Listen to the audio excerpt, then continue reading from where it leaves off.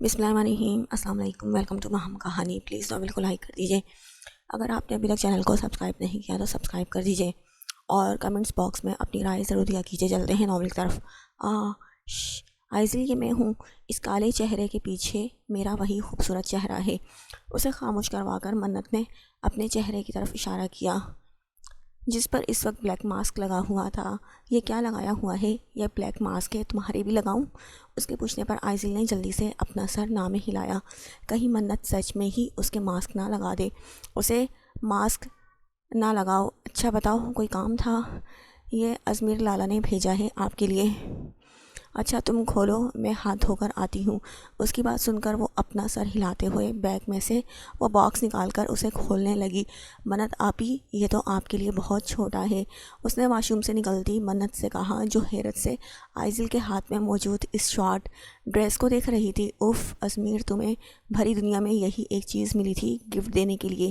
یہ میرے لیے نہیں ہے آئزل، میری دوست کی بیٹی ہے تو ازمیر سے اس کے لیے منگوایا تھا۔ اس نے آئزل کے ہاتھ سے وہ ڈریس لیتے ہوئے اسے بتایا، جو اس کی بات سمجھ کر اپنا سر ہلا گئی۔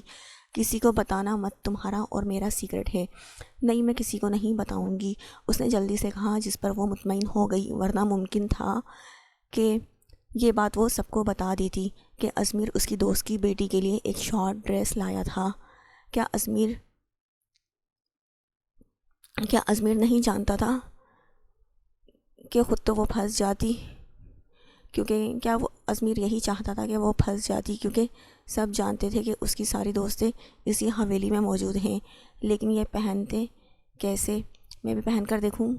اس کی بات کا اس سے پہلے منت کوئی جواب دیتی، دروازہ کھلا اور اندر داخل ہوتی ماہم کو دیکھ کر منت نے جلدی سے اس ڈریس کو اپنے پیچھے چھپا لیا۔ یہ الگ بات تھی کہ ماہم اس ڈریس کو پھر بھی دیکھ چکی تھی اور اب گھورتی نظروں سے اسے ہی دیکھ رہی تھی۔ اس کی گھورتی نظریں دیکھ کر منت نے دل میں کتنے ہی ناموں سے ازمیر کو نوازا تھا، جو اس کے لیے یہ مصیبت چھوڑ کر خود غائب ہو گیا۔ یقیناً اب ماہم کے ہاتھوں میں اس کی شامت پکی آنی تھی۔ آئزل جاؤ، تمہیں حیات ڈھونڈ رہی ہے، اس نے وہاں کھڑی آئزل سے کہا، جو اس کی بات سنتے ہی اپنا سر ہلاتے کمرے سے چلی گئی اور آئزل کے جاتے ہی منت کی سانس اٹکی۔ یہ سب کیا ہے؟ یہ تمہارے پاس؟ اس نے منت کے ہاتھ آگے کر کے اس میں پکڑی ڈریس چھیننے والے انداز میں لی۔ وہ اماں سائیں، میری غلطی نہیں ہے، یہ ازمیر نے لے کر دی ہے، ان کا گفٹ تھا۔ ازمیر لایا تھا؟ ہاں، وہی لائے تھے، اس نے جلدی سے کہا۔ اچھا ہی تھا جو ساری بلا ازمیر پر ڈال جاتی، ویسے بھی اس ڈھیٹ انسان کو کون سا کسی کی ڈانٹ سے کوئی فرق پڑنا تھا۔ ازمیر لایا تھا اور تم نے رکھ لی، کچھ شرم ہے تم میں منت؟ ارے مجھے کیا پتا، یہ تو آئزل لائی تھی، یہ کہہ کر کہ اس نے ازمیر نے بھیجا ہے، میں نے تو بس دیکھا تھا، اگر پتہ ہوتا اس میں کوئی ایسی چیز ہے تو توبہ، میں ایسی کوئی چیز ان سے لیتی؟ اس نے باقاعدہ کانوں کو ہاتھ لگا کر توبہ کی۔ جاؤ اور یہ ازمیر کے کمرے میں پھینک کر آؤ، ماہم نے اسے ڈریس پکڑاتے ہوئے کہا، جس پر وہ اپنا سر ہلاتے ہوئے جلدی سے جانے لگی۔ جب ماہم نے اسے پھر روکا، منت پھینک کر ہی آنا، ترتیب سے اس کی الماری میں سجا کر مت آنا، فکر مت کریں اماں سائیں، پھینک کر ہی آؤں گی، کہتے ہوئے وہ جلدی سے کمرے سے نکل گئی۔ اس کی ماں پھینکنے کی بات کر رہی تھی، جبکہ اس کا دل چاہ رہا تھا اس واہیات کپڑے کو ہی جلا دے۔ اوف ازمیر شاہ، تم مجھے ایک بار ملو تو صحیح، اس نے غصے سے بڑبڑاتے ہوئے کہا اور تیز تیز قدم اٹھاتی ازمیر کے کمرے کی طرف چلی گئی۔ ناشتے سے فارغ ہوتے ہی وہ اپنے کمرے کی طرف بھاگی اور پہلی نظر کمرے کے کونے میں پڑے باکس پر گئی۔ یہ کیا ہے؟ باکس بیڈ پر رکھ کر وہ اسے گھورنے لگی اور کھولنے لگی، اور کھولتے ہی اسے حیرت کا شدید جھٹکا لگا، کیونکہ وہ باکس ناول سے بھرا ہوا تھا۔ وہ ایک ایک کتاب نکال کر حیرت سے دیکھنے لگی۔ اللہ، یہ مجھ غریب پر اللہ تعالیٰ کو رحم آ گیا جو یہ ہائے اللہ، یہ مجھ غریب پر کس کو رحم آ گیا جو یہ تحفہ مجھے بھیج دیا؟ ہو سکتا ہے کہ کسی لڑکے نے مجھے بک شاپ میں دیکھ لیا اور اسی لیے اس نے مجھے یہ سب بھیج دیا۔ کہیں کوئی لڑکا مجھ پر فدا تو نہیں ہو گیا؟ یہ کیا ہو رہا ہے؟ یہ بات ذہن میں آتے ہی وہ منہ پر ہاتھ رکھ کر ہنسنے لگی اور بے اختیار ہاتھ میں پکڑی کتاب پر اپنے لب رکھ دیے۔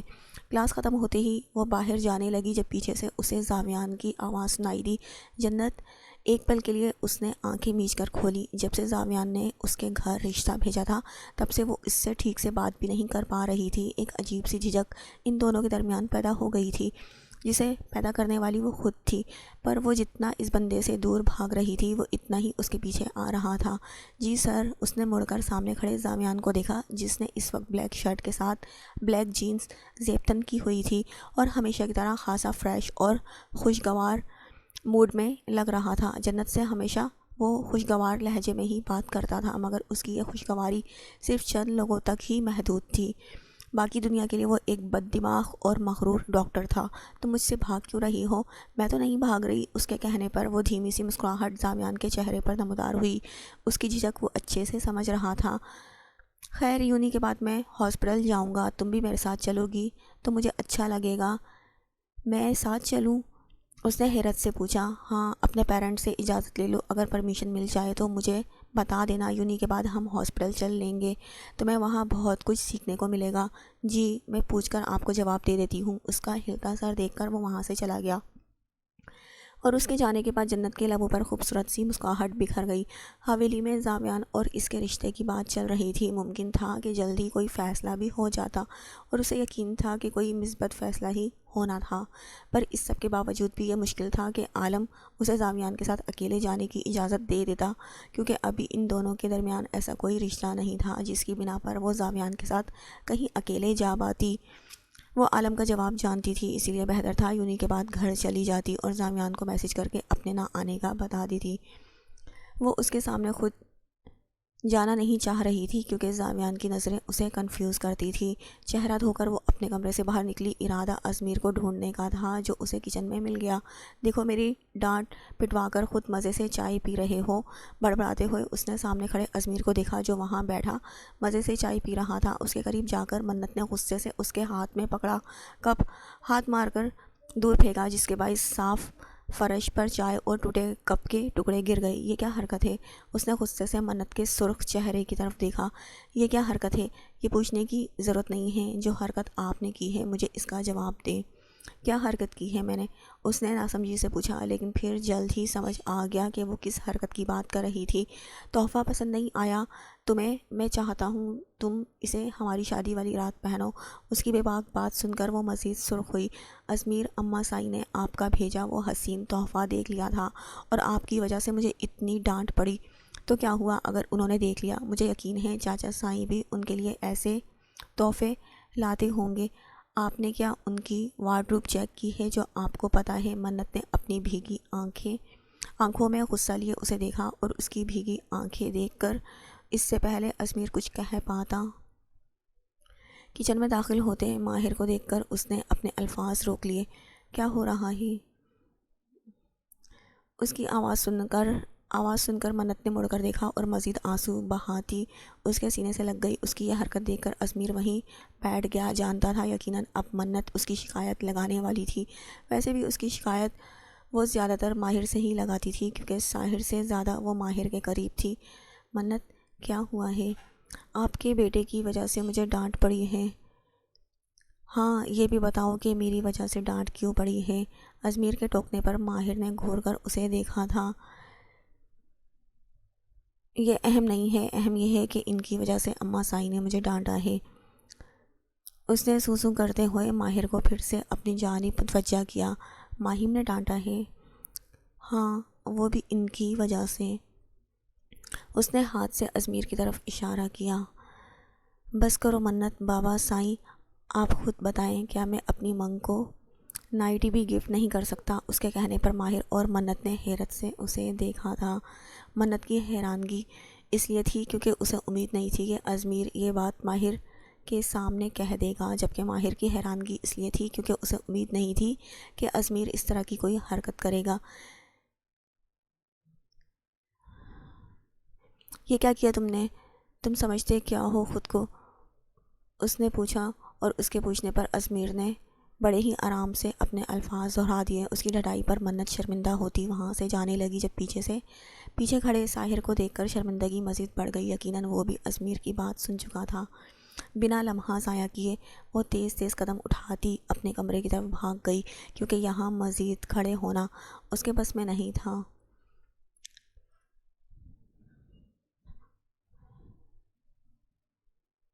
اس نے اپنے کمرے میں صوفے پر بیٹھے ماہر اور ساحر کو دیکھا۔ ایسا لگ رہا تھا جیسے وہ کسی کٹہرے میں کھڑا ہو۔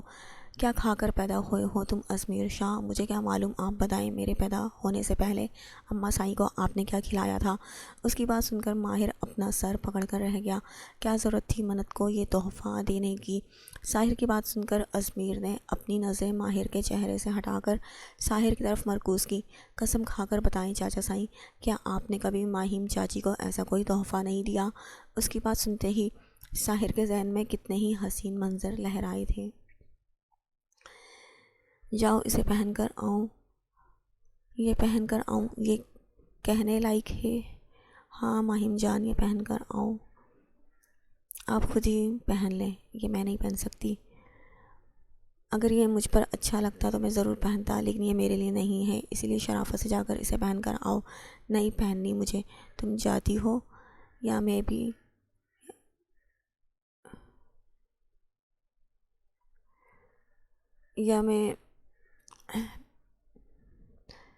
مجھے تو بھائی یہ کپڑے چینج کروانے میں کوئی پرابلم نہیں ہوگی۔ اپنے خیالوں میں کون سے خیالوں میں کھو گئی؟ مطلب صاف ہے، یقیناً آپ نے بھی یہ کام کیا ہوگا، پھر بھی کیوں اس کٹہرے میں کھڑا کر دیا گیا ہوں میں؟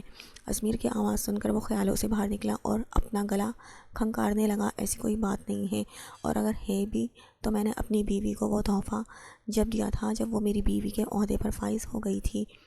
تو کر دینا منت کو میری بیوی کے عہدے پر فائز، میں تو تیار بیٹھا ہوں۔ ماہر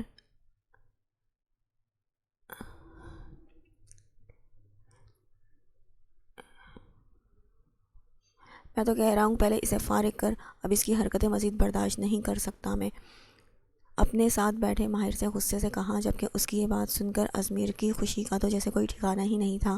چاچا سائیں دل خوش کر دیا میرا، ایسے ہی تو آپ میرے فیورٹ نہیں ہو۔ لائیں اپنا ہاتھ دکھائیں۔ ساحر کا ہاتھ پکڑ کر ازمیر نے اس کے ہاتھ کی پشت کو زور سے چوما اور ہنستے ہوئے وہاں سے چلا گیا۔ اس کے جانے کے بعد ماہر اور ساحر نے ایک دوسرے کی طرف دیکھا اور بے اختیار ہی دونوں کا کہا گونجا۔ ارتضیٰ خرم سے شادی کرنا چاہتا ہے، حفصہ کا کہا گیا ایک ایک لفظ کب سے اس کے کانوں میں گونج رہا تھا۔ ارتضیٰ کی ضد سے وہ خود بھی بخوبی واقف تھا، لیکن یہاں ارتضیٰ اپنے ضد نہیں دکھا سکتا تھا کیونکہ یہاں معاملہ اس کی بیٹی کا تھا۔ حریب خیالوں سے نکل کر اس نے بال بناتی حریب کو مخاطب کیا، ہاں اس لڑکے کی فیملی کو کب بلانے کا ارادہ ہے؟ تم جب کہو گے میں تو تب ہی بلا لوں گی۔ کل کا پروگرام بنا لو اور ان سے کہنا کہ لڑکے کو بھی اپنے ساتھ ہی لے آئے، میں چاہتا ہوں کہ وہ دونوں ایک دوسرے سے بھی مل لیں۔ اس کی بات سن کر بال بناتی حریب نے مڑ کر اسے دیکھا اور ان گھورتی نظروں کا مطلب ذریعام کی سمجھ سے باہر تھا۔ کیا ہوا؟ ہمارے یہاں لڑکے اور لڑکی نکاح سے پہلے نہیں ملتے؟ اچھا ہم تو نکاح سے پہلے ایک دوسرے سے ملتے تھے، تو کیا تم نہیں جانتے ہمارا نکاح ہوا کیسے تھا؟ ہمارا نکاح قبول ہے کہنے سے ہوا تھا۔ اوف ذریعام، اس کے چڑھ کر کہنے پر وہ بے ساختہ ہنسا تھا۔ اچھا چھوڑو ان باتوں کو اور فون کر کے انہیں کہہ دو کل ہی ان لوگوں سے ملاقات ہو جائے۔ اس کی بات پر وہ اپنا سر ہلا کر پھر سے اپنے بال بنانے لگی۔ کمرے سے نکلتے ہی اس کی نظر کچن کی طرف جاتی مہیم پر گئی، جسے دیکھ کر وہ خود بھی کچن میں چلا گیا۔ چاچی سائیں، اس کی آواز سن کر وہ چونک کر مڑی۔ آپ نے میری منگ کو کیوں ڈانٹا ہے؟ جب تمہاری منگ نے یہ بتا دیا کہ میں نے اسے ڈانٹا ہے تو یہ نہیں بتایا کیوں ڈانٹا ہے؟ بالکل یہ بھی بتایا ہے، مگر یہ کوئی اتنی بڑی بات تو نہیں ہے۔ میں جانتا ہوں کہ چاچا سائیں نے بھی آپ کو نائٹی گفٹ کی ہے، تو پھر میرے گفٹ دینے پر ایسا کیا ہو گیا ہے جو آپ نے اس بیچاری کو ڈانٹا؟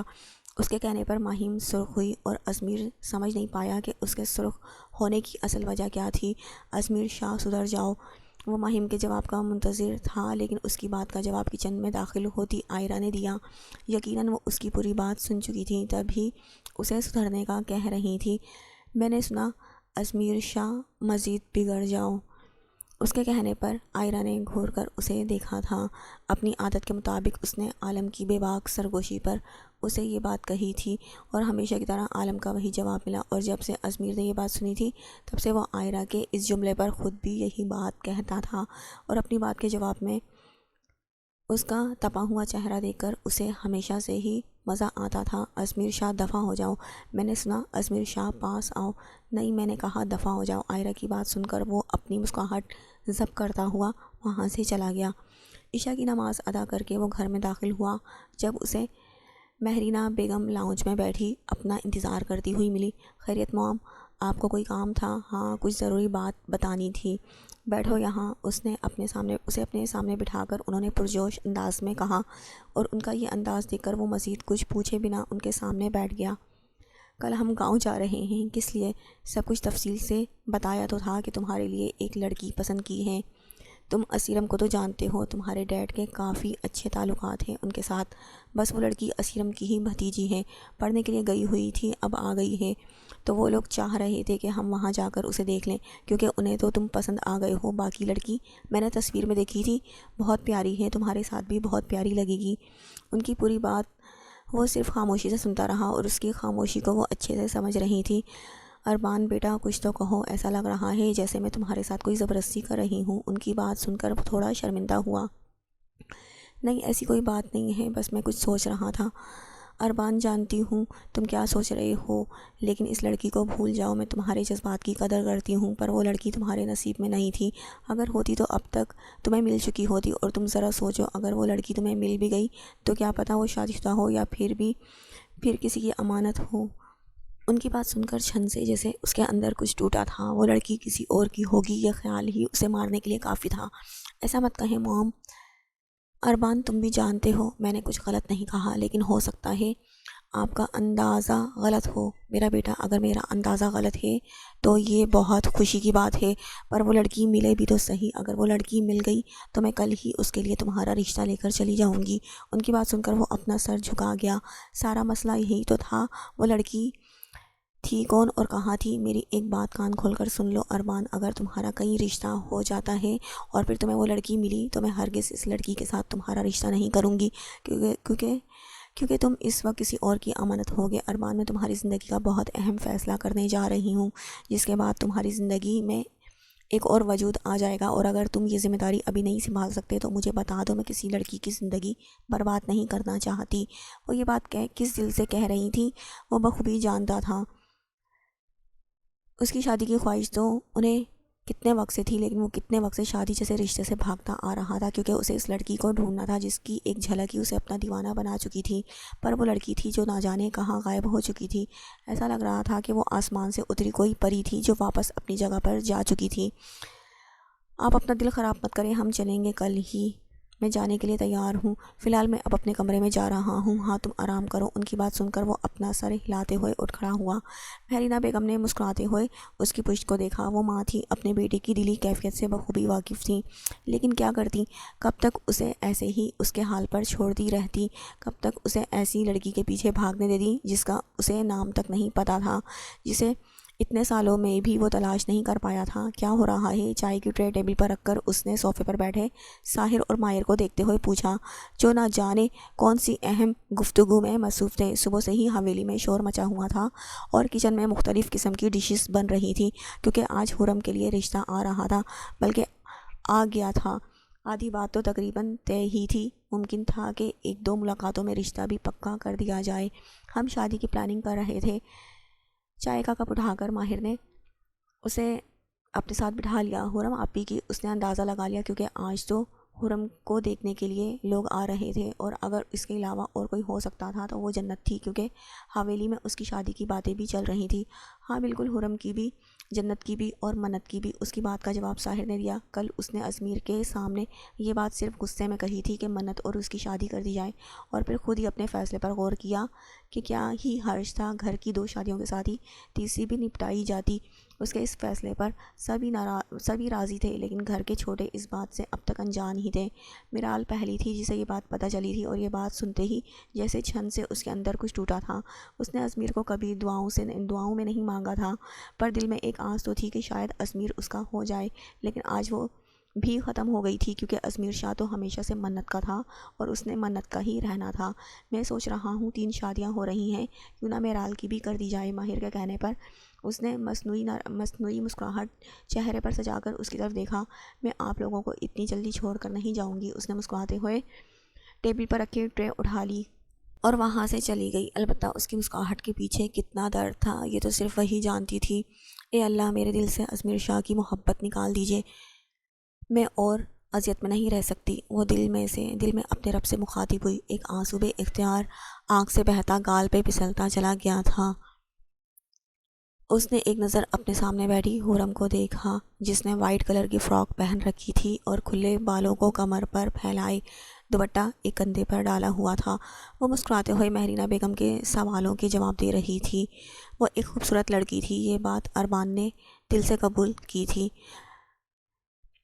لیکن وہ اربان لاشاری کے دل کی ملکہ نہیں تھی۔ بڑے سے لاؤنج میں اس وقت حویلی میں رہتے تقریباً سارے افراد ہی بیٹھے ہوئے تھے، جبکہ ٹیبل کھانے کے لوازمات سے بھری پڑی تھی۔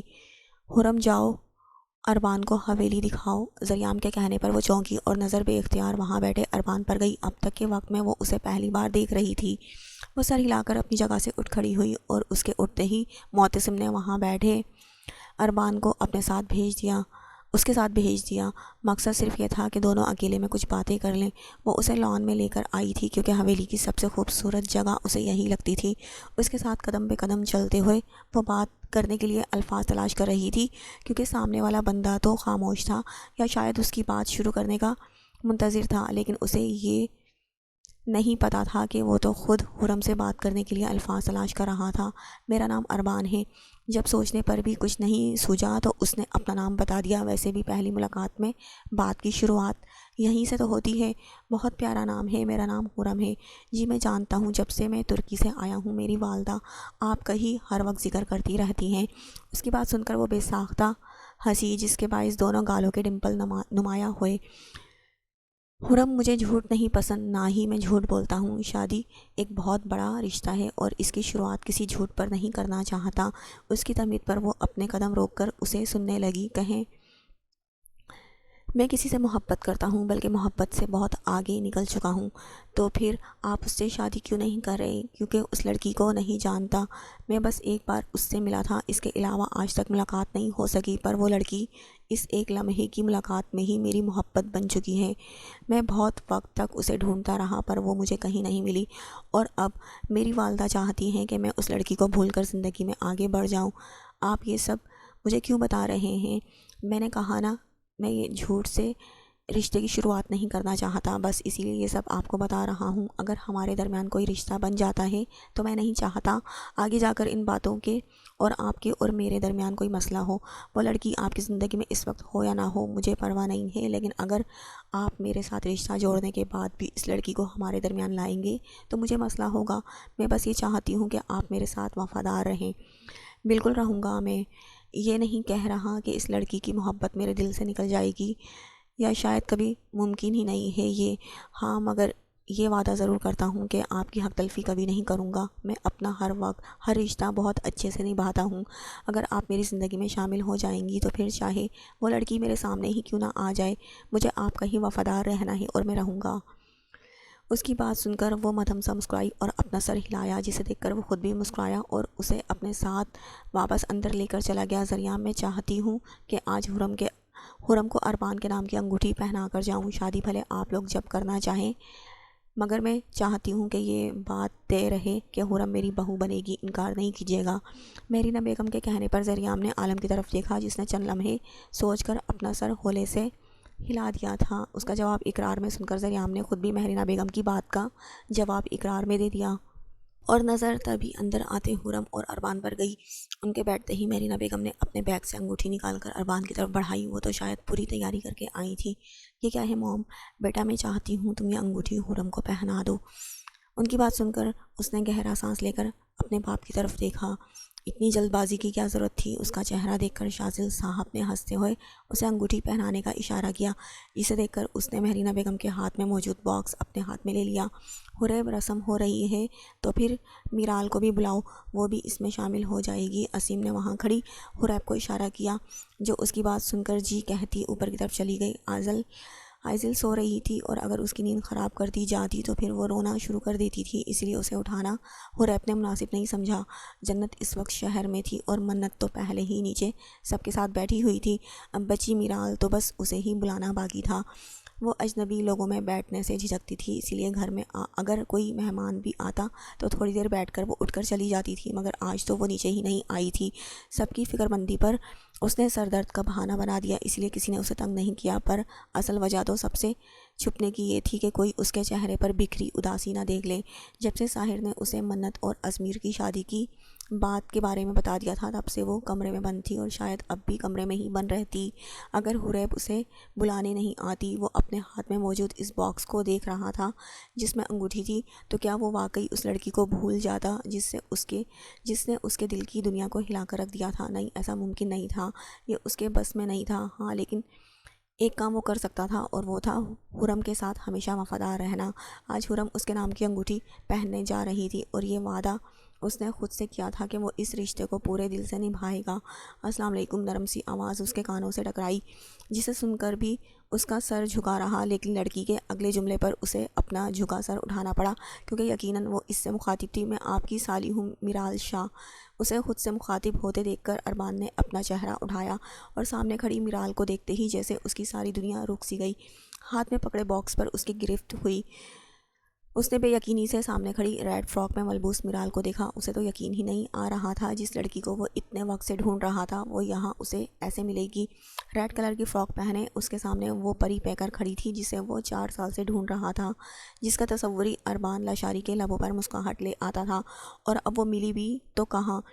میں اپنا ہر رشتہ بہت اچھے سے نبھاتا ہوں، اگر آپ میری زندگی میں شامل ہو جائیں گی تو پھر چاہے وہ لڑکی میرے سامنے ہی کیوں نہ آ جائے، مجھے آپ کا ہی وفادار رہنا ہے، اور میں رہوں گا بھی۔ اسے اپنا کچھ دیر پہلے کہا گیا وعدہ یاد آیا۔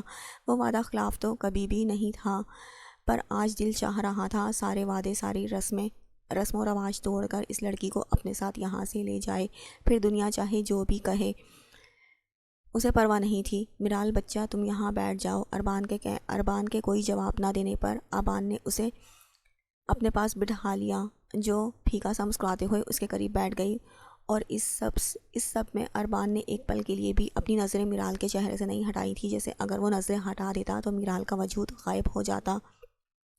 اربان، کیا ہوا ہے؟ مہرینہ بیگم کا ہاتھ اپنے کندھے پر محسوس کر کے وہ جیسے ہوش کی دنیا میں لوٹا تھا۔ حرم کی انگوٹھی پہنا دو بیٹا۔ اس نے اسے غائب دماغی سے ہاتھ میں پکڑے باکس سے انگوٹھی نکالی، اور ہاتھوں کی لرزش کو بمشکل قابو کرتے ہوئے اس کی انگلی میں انگوٹھی پہنا دی۔ اربان کے ایسا کرتے ہی لاؤنج تالیوں کی گونج سے چمک اٹھا، جبکہ اس میں اس کی نظروں کا مرکز میرال ہی بنی رہی، جو اب اٹھ کر وہاں سے جا رہی تھی۔ اس کا دل کہہ رہا تھا اسے روک لے اور اب اپنی نظروں سے کہیں دور نہ جانے دے، لیکن زبان سے جیسے کوئی لفظ ہی ادا نہیں ہو رہے تھے۔ اسے ایسا لگ رہا تھا جیسے قسمت نے اس کے ساتھ کتنا بڑا مذاق کر دیا ہو۔ اس کے برابر میں بیٹھی لڑکی بے انتہا حسین تھی، لیکن اسے یہ حسین لڑکی نہیں چاہیے تھی۔ اسے تو بس وہ لڑکی چاہیے تھی جس کا نام بھی اسے آج ہی پتہ چلا تھا، میرال شاہ۔ عالم اس سے کچھ کہہ رہا تھا، جسے سن کر اس نے غائب دماغی سے اپنا سر ہلا دیا۔ اس ماحول میں اسے گھٹن ہو رہی تھی، دل کر رہا تھا اٹھ کر یہاں سے کہیں بھاگ جائے، اور شاید قسمت کو اس کے حال پر رحم آ ہی گیا تھا۔ جب ہی اس کا جیب میں رکھا فون زور و شور سے بجنے لگا، معذرت کرتا وہ اٹھ کر باہر چلا گیا۔ کال ضروری نہیں تھی، نہ ہی اس کا سننے کا کوئی ارادہ تھا، اسے تو بس اس ماحول سے نکلنا تھا۔ باہر لان میں آ کر اس نے گہرا سانس لیا اور کال کاٹ کر موبائل واپس جیب میں رکھ دیا، اور نظریں بے اختیار کچن کی کھلی کھڑکی سے نظر آتی میرال پر گئی، جو شانوں پر دوپٹہ پھیلائے چائے کے لوازمات ٹرے میں سجا رہی تھی۔ اسے دیکھ کر اربان نے ضبط سے آنکھیں بند کر لی اور تیز تیز قدم اٹھاتا حویلی سے باہر نکل گیا۔ یہاں مزید رکنا اس کے بس میں نہیں تھا۔ اگر مزید یہاں رکتا تو جس دل کو اب تک سنبھالا ہوا تھا وہ بے قابو ہو جاتا۔ اب تو بھائی کی شادی بھی ہو رہی ہے، تمہارا کب آنے کا ارادہ ہے؟ اس نے کال پر موجود المیر سے کہا، جو اس کی شادی کی خبر سن کر ابھی تک حیرت میں تھا۔ ویسے چاچا سائی مان کیسے گئے؟ مجھے تو لگا تھا کہ وہ 2-4 سال تو مزید لگائیں گے، انہیں ابھی منت کی شادی نہیں کرنی۔ اس کے پوچھنے پر ازمیر نے کہا لگایا اور پھر اسے تفصیل سے ساری بات بتا دی، جسے سن کر المیر اسے بے غیرت اور بے شرم کے علاوہ کچھ کہہ نہیں سکا۔ میرا تو دل چاہ رہا ہے اس نائٹی کو کسی شو پیس میں سجا دوں جس کی وجہ سے میری شادی طے ہو گئی۔ ازمیر، حد ہوتی ہے کسی چیز کی۔ خیر چھوڑو، بتاؤ کب آ رہے ہو؟ میں تو کہہ رہا ہوں بھابھی کو بھی ساتھ ہی لے آؤ۔ اس کے کہنے پر المیر نے ہنستے ہوئے شہروز کو دیکھا۔ اس وقت وہ صوفے پر چت لیٹا ہوا تھا اور اس کے سینے پر شہروز سو رہا تھا۔ میرب کے علاوہ وہ زیادہ تر بی جان یا خود اس کے پاس ہی رہتا تھا۔ وہ دکھنے میں بالکل اپنی ماں کی طرح تھا اور شاید یہی ایک وجہ تھی جو المیر اس سے اتنا پیار کرتا تھا۔ میرب کے بارے میں حویلی کے تقریباً تمام ہی افراد جانتے تھے اور ان کی یہی خواہش تھی کہ وہ جلدی سے ان کی بہو کو لے آئے۔ وہ شادی شدہ تھی اور ایک بیٹے کی ماں بھی، اور اس بات سے کسی کو کوئی فرق نہیں پڑتا تھا، بلکہ قصواں کا تو یہ کہنا تھا کہ وہ پردادی بھی بن چکی ہیں۔ سب کے کہنے کے باوجود بھی اس نے آج تک میرب یا بی جان سے اس معاملے میں کوئی بات نہیں کی تھی۔ اس کا کہنا تھا کہ جب اسے کوئی وقت مناسب لگے گا تو وہ خود ساحر یا ماہر کو ان کے گھر بات کرنے کے لیے بھیج دے گا۔ ابھی بھابھی آنے کے لیے تیار نہیں ہیں، اسی لیے میں خود اکیلا آؤں گا اور گھر کی ایک بار ہونے والی شادیوں کو خوب انجوائے کروں گا۔ اس سے تھوڑی دیر مزید بات کر کے المیر نے فون رکھ دیا، کیونکہ اس کے سینے پر سویا شہروز اب جاگنے کی تیاریوں میں تھا۔ جب سے وہ گھر آیا تھا تب سے وہ اپنے کمرے میں بند پڑا تھا۔ شازل صاحب کو میسیج وہ کر چکا تھا کہ اسے ضروری کام سے جانا ہے، اسی لیے وہ باہر سے ہی چلا گیا، لیکن اس کے باوجود بھی اسے پتہ تھا کہ مہرینہ بیگم اس کے وہاں سے بنا بتائے اٹھ کر آنے پر اس سے ضرور سوال کریں گی۔ دروازہ نوک ہونے کی آواز پر اس نے باہر کھڑے شخص کو اندر آنے کی اجازت دی اور اٹھ کر بیٹھ گیا۔ اربان، یہ کیا حرکت تھی؟ تم ایسے بنا بتائے وہاں سے اٹھ کر کیسے آ سکتے ہو؟ میں نے ڈیڈ کو میسیج کر دیا تھا، اگر اتنا ہی ضروری کام تھا تو کم از کم بتا کر سب سے مل کر تو جاتے۔ ان کے کہنے پر اس نے جھکی نظریں اٹھا کر انہیں دیکھا اور اس کی سرخ ہوتی آنکھیں دیکھ کر ان کا سخت لہجہ نرم ہوا۔ اربان، کیا ہوا ہے؟ سب ٹھیک ہے؟ انہوں نے فکر مندی سے اس کے قریب بیٹھ کر پوچھا۔ میں حرم سے شادی نہیں کرنا چاہتا۔ کیا؟ ہاں، مجھے حرم سے شادی نہیں کرنی ہے، میں میرال سے شادی کرنا چاہتا ہوں۔ میرال سے؟ ان کی حیرت ختم ہونے کے بجائے مزید بڑھ گئی۔ میرال ہی وہ لڑکی ہے جسے میں اتنے وقت سے تلاش کر رہا تھا۔ اس کا ایک جملہ انہیں پوری بات سمجھا چکا تھا۔ بات اب آگے بڑھ چکی ہے اربان، اور تمہیں کیا لگتا ہے کہ میں حرم کے لیے انکار کر کے میرال کا رشتہ مانگوں گی تو کیا وہ اسے دے دیں گے؟ تو پھر آپ اس رشتے سے انکار کر دیں، کیونکہ میں اس جگہ پر رشتہ نہیں جوڑنا چاہتا جہاں وہ ہر وقت میرے سامنے ہو اور میں اسے حسرت بھری نظروں سے دیکھتا رہوں۔ اربان، تم جانتے ہو مرد جب محبت کرتا ہے تو وہ اپنی محبت کو حاصل کرنے کی پوری کوشش کرتا ہے۔ تم نے بھی کی تھی، پر میرال تمہارے نصیب میں نہیں ہے۔ میری جان اگر ہوتی تو وہ تمہیں پہلے ہی مل چکی ہوتی۔ اب نہ ملتی جب تم کسی اور کے نام ہو چکے ہو تو پھر میں کیا کروں موم؟ اس کا لہجہ بھی کیا، وہ ایک مرد تھا اور اپنی محبت کو حاصل کرنا اس کے لیے مشکل نہیں تھا، لیکن زبردستی کرنا اسے کبھی بھی پسند نہیں تھا۔ اس کا خیال تھا کسی انسان کو زبردستی اپنے ساتھ باندھنے سے وہ آپ کے قریب آنے کے بجائے آپ سے مزید دور ہو جاتا ہے۔ اگر میرال کو وہ زبردستی اپنی زندگی میں شامل کر بھی لیتا تو بھی وہ تب بھی وہ زندگی بھر اسے قبول نہیں کر پاتی، اور اس طرح وہ اسے اپنی زندگی میں شامل کرنا بھی نہیں چاہتا تھا، کیونکہ وہ جانتا تھا کہ اپنی محبت کی بے رخی وہ کبھی برداشت نہیں کر پاتا۔ وہی کرو جو ہمیشہ کرتے ہو، اللہ سے مانگتے ہو نا تم تو میرا بچہ، یہ فیصلہ بھی اللہ کے سپرد کر دو، دیکھنا وہ تمہاری زندگی میں کیسے خوشیاں بکھیر دے گا۔ اس کے ماتھے پر اپنے لب رکھ کر وہ کمرے سے باہر چلی گئی۔ ان کے جانے کے بعد وہ بیڈ پر لیٹ کر اپنی آنکھیں مون گیا۔ سامان گاڑی میں رکھ کر وہ ڈرائیونگ سیٹ پر آ کر بیٹھا اور گاڑی اسٹارٹ کر دی۔ کچھ رہ تو نہیں گیا حیات؟ نہیں، سب کچھ لے لیا ہے۔ وہ دونوں شاپنگ کرنے کے لیے آئے تھے جس میں شامیر کو گھر جانے کی جلدی لگی ہوئی تھی، کیونکہ آئزل کو گھر میں اکیلا چھوڑ کر وہ ایسے ہی بے چین ہو جاتا تھا۔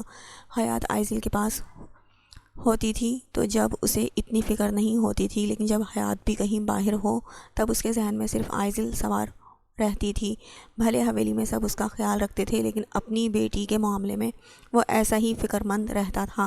حیات کی ضد پر وہ اسے آج شاپنگ کروانے لایا تھا، اور آئزل کو ساتھ وہ اس لیے نہیں لایا تھا کیونکہ زیادہ لوگوں میں وہ گھبرا جاتی تھی۔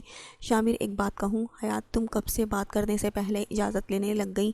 وہ ہلکا سا ہنسا۔ آئزل کے بارے میں آپ فکر مند رہتے ہیں، یہ اچھی بات ہے، لیکن آئزل کی وجہ سے آپ سالار کو ہمیشہ اگنور کرتے ہیں، ایسی کوئی بات نہیں ہے۔ حیات، سالار بڑا ہے، سمجھدار ہے، وہ اپنا خیال خود رکھ سکتا ہے، بس اسی لیے میں اس پر اتنا دھیان نہیں دیتا، لیکن ہمارے لیے تو وہ دونوں ہی ہمارے بچے ہیں نا، تو پھر آپ ایسے کیوں کرتے ہیں؟ سالار بھلے بڑا ہے سمجھدار ہے لیکن اس کا یہ مطلب تو نہیں ہے کہ اسے آپ کی ضرورت نہیں ہے جتنا دھیان آئزل پر دیتے ہیں پلیز اتنا ہی سالار پر بھی دیا کریں۔ مجھے ڈر ہے آپ کی لاپرواہی کے باعث وہ آپ سے دور نہ ہو جائے۔ حیات کے کہنے پر شامر نے نظروں کا زاویہ موڑ کر اس کی طرف دیکھا۔ ایسا لگ رہا تھا جیسے حیات کی بات سن کر اس کا دل بند ہو رہا ہو۔ بھلے اسے سالار پر کبھی بھی اتنا دھیان نہیں دیا تھا جتنا وہ آئزل پر دیتا تھا، لیکن سالار تھا تو اس کے دل کا ٹکڑا، اس سے دوری وہ برداشت نہیں کر سکتا تھا۔ پر یہ بات بھی صحیح تھی کہ اس نے سالار پر اتنا دھیان کبھی نہیں دیا تھا، لیکن حیات کی باتیں سن کر وہ اپنی یہ غلطی اب سدھارنے کا ارادہ رکھتا تھا۔ تم ٹھیک کہہ رہی ہو حیات، تھینک یو۔ اس نے مسکراتے ہوئے حیات کا ہاتھ تھاما اور اس کے ہاتھ کی پشت پر اپنے لب رکھ دیے۔ کیا بات ہے پھپھو، بڑی خوش لگ رہی ہیں آج آپ۔